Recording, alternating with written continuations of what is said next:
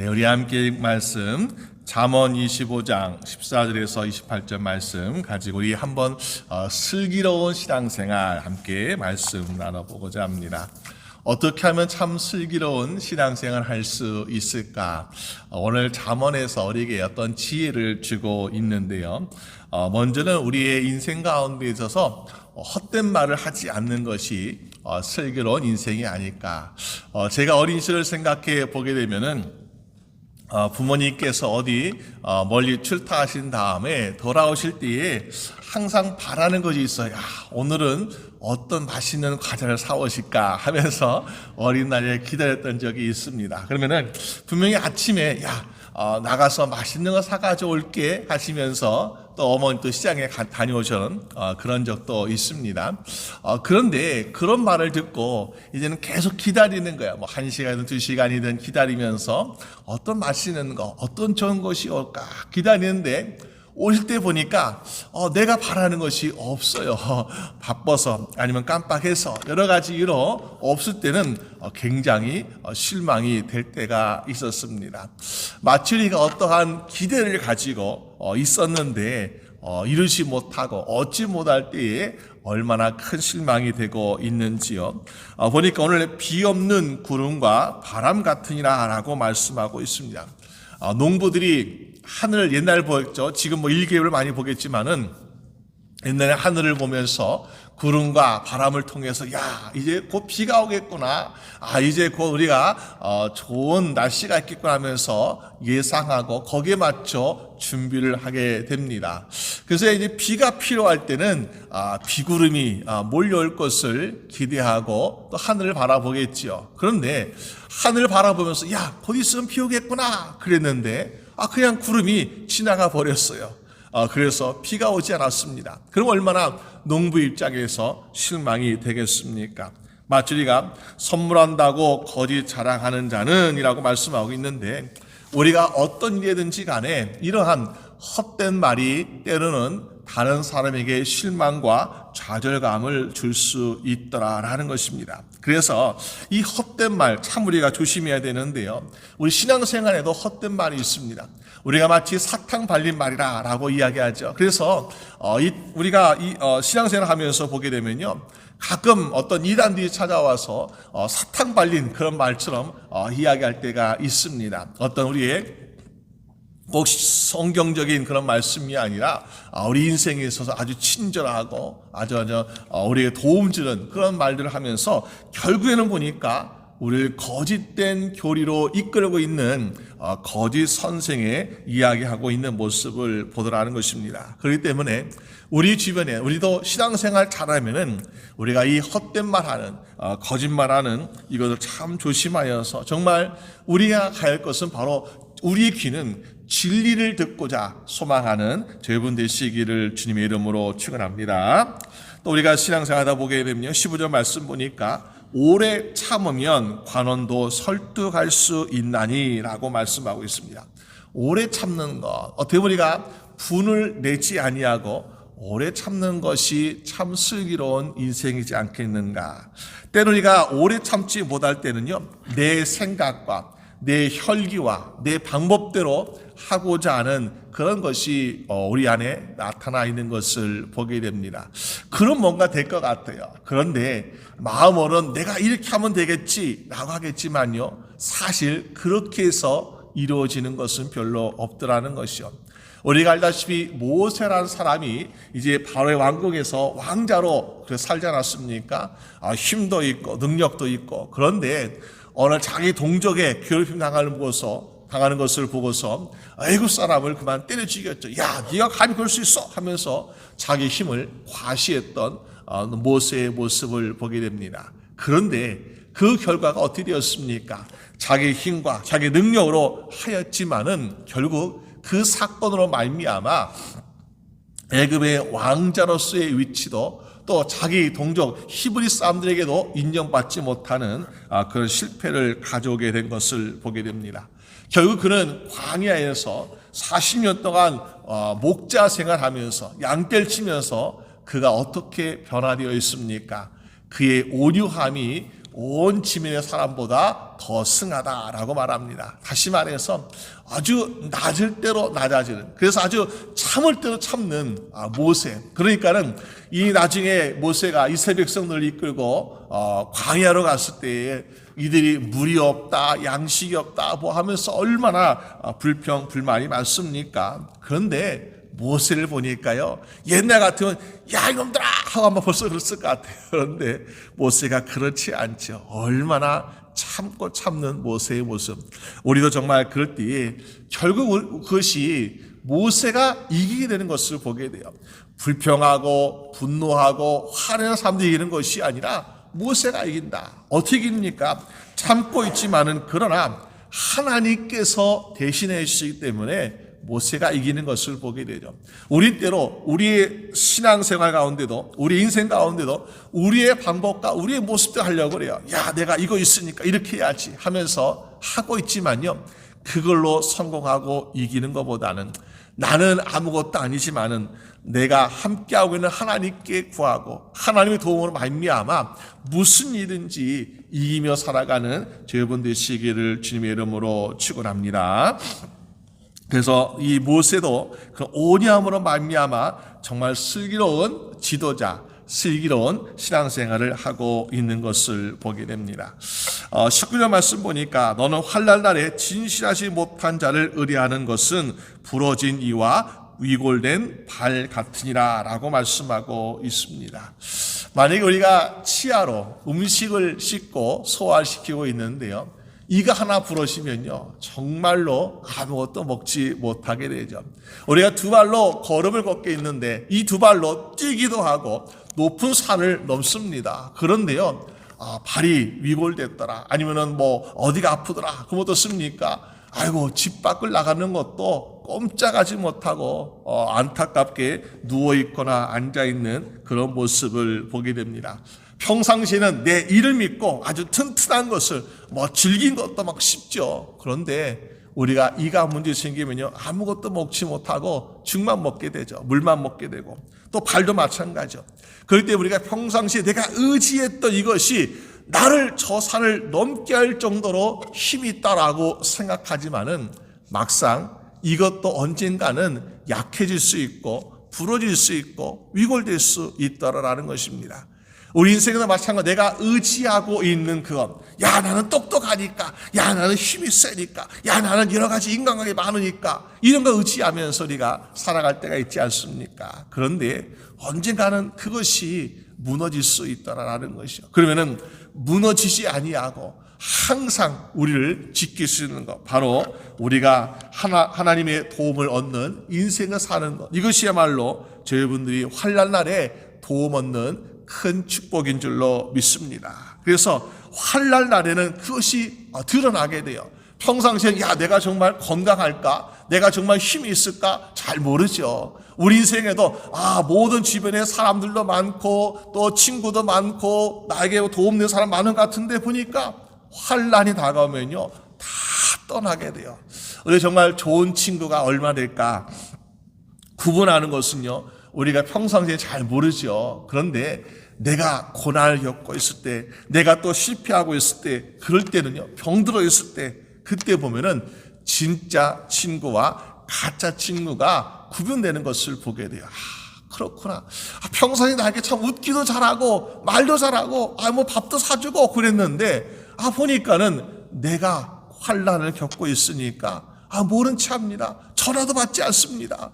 그런 것을 볼 때에 역시 내가 사람을 의지했던 것이 참 실수였구나 라고 느낄 때가 종종 있게 되지 않습니까? 여러분, 우리가 정말 우리의 삶이 부할 때도 가난할 때도 성공할 때도 실패할 때도 언제나 변하지 아니하고 우리와 함께 하시고 우리의 영원한 친구 되시는 주님을 의지하며 살아가는 여러분 되시기를 주님의 이름으로 축원합니다.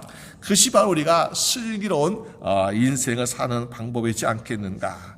슬기로운 사람 보니까는 때로는 이 슬기로운 사람은 내가 받은 은혜와 내가 받은 사랑에 감사하며 또 그렇게 살아가는 모습을 보게 되죠.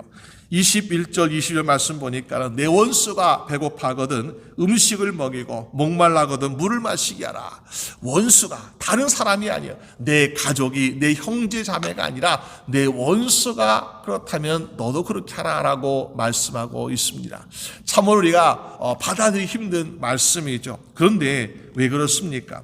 20절 말씀 보니까 그리하는 것은 핀숯을 그의 머리에 놓는 것과 일반이요라고 말씀하고 있습니다. 왜 머리에 숯을 이고 있습니까? 옛날에는 지금 우리가 기름보일러 떼기도 하고 가스보일러로 떼서 우리가 따뜻한 물과 따뜻한 음식을 만들기도 하고 얼마나 좋습니까? 그런데 옛날에는 보니까 그 당시에 숯을 피워가지고 숯으로 요리도 하고 숯으로 난로처럼 따뜻했다라고 이야기합니다. 그러면은 이 숯을 어떻게 돼요? 잘 지켜야 돼요. 숯불이 언젠간 꺼질 수 있잖아요. 그러니까 꺼지지 않게 잘 지켜야 되는데 그만 이 숯을 담당하는 사람이 가정에서 엄마가 담당하든 아빠가 담당하든 숯을 담당하는 사람이 그만 깜빡 졸고 숯을 꺼뜨렸다. 그럼 어떻습니까?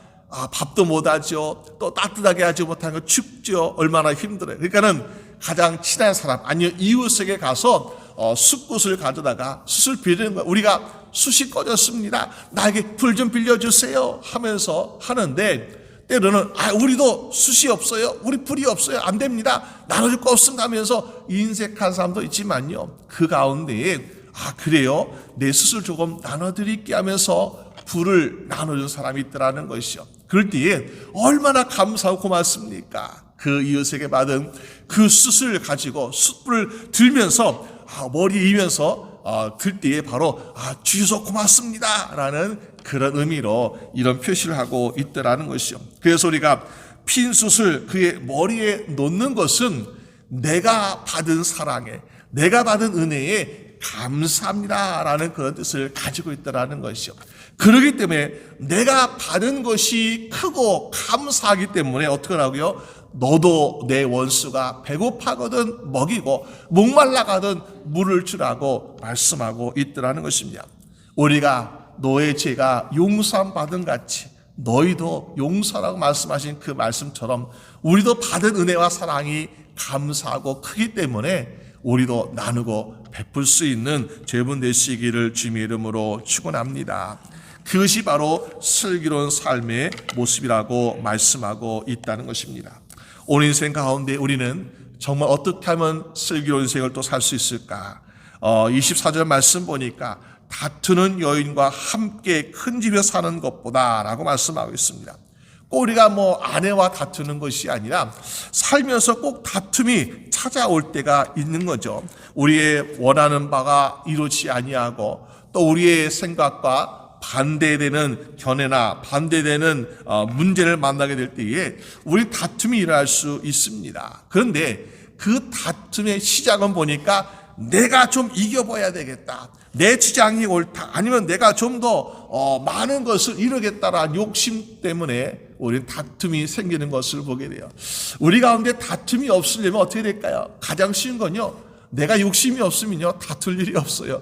그래 네가 옳다 그러면요 다툴 일이 없어요.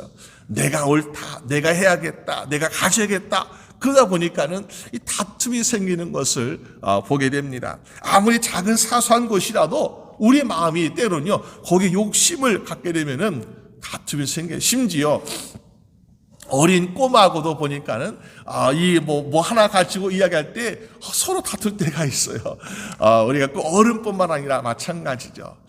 사실 우리가 그런 다툼이 없으려면은 우리 마음부터 겸손하게 낮아지고 욕심을 버리게 되면은 다툼이 없는 인생을 살 수 있지 않을까. 그러면 다툼이 없다 보면요 얼마나 평화롭고 얼마나 또 사랑스러운 모습이겠습니까? 우리가 그런 삶을 살게 될 때에 우리 마음이 평안하니까 또 우리가 예배 드리는 것, 우리가 찬양 부르고 우리가 기도하는 그 순간순간이요 너무나 은혜가 될 때가 있어요. 여러분 생각해 보세요.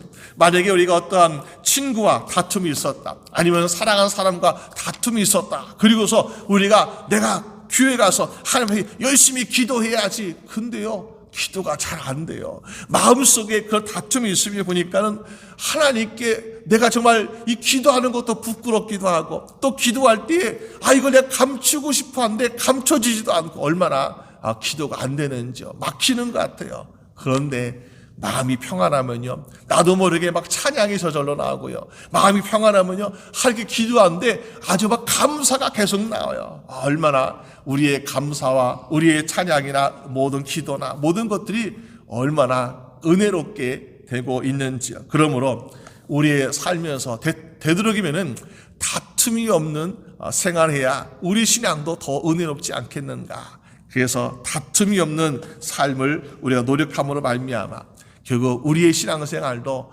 더욱더 은혜가 풍성한 죄본 되시기를 주님의 이름으로 축원합니다. 26절 말씀 보니까 의인이 악인 앞에 굴복하는 것은 이라고 말씀하고 있습니다. 의인이 악인 앞에 굴복할 수 없다는 것이요.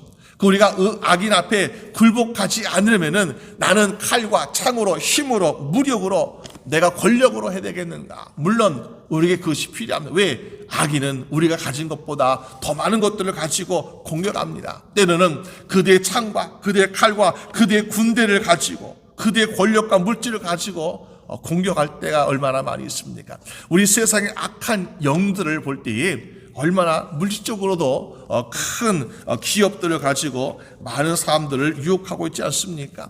그런데 그 악인을 내가 어떻게 이길 수 있을까? 나도 한번 해봐야지, 나도 이겨봐야지. 똑같은 방법으로 이길 수 없는 것을 보게 되죠. 뭐냐, 쉽게 얘기해서 통일같이 거대한 공룡격 같은 돼버린 이런 이단들, 어떻게 나도 돈을 벌어가지고 이단을 무너뜨릴까? 이거 가능합니까? 안 되죠. 어떻게 됩니까? 쉽지 않습니다. 그런데 우리가 할 수 있는 것은 무엇일까? 성경에서 말씀하기를 의인은 믿음으로 살리라라고 말씀하고 있습니다. 우리가 악을 이기는 방법은 내가 악이 가지고 있는 악한 영, 악한 삶이 가지고 있는 권력과 권력으로 싸우는 것이 아니라, 물질로 싸우는 것이 아니라, 의인은 무엇 한다고요? 믿음으로 살리라. 오늘 제보의 삶 가운데 하나님, 내가 세상의 악한 것을 이기기 위해서, 나에게 다가올 악한 존재를 이기기 위해서 내가 무엇으로 싸울 수 있을까요? 오직 나는 하나님이 나와 함께 하신 믿는 믿음, 또 예수 그리스도의 보혈이 나를 덧입히셔가지고 나를 의롭게 하시는 그 믿음 가지고 살겠습니다. 여러분, 의인은 믿음으로 말미암아 이기는 삶을 살게 될 줄로 믿습니다.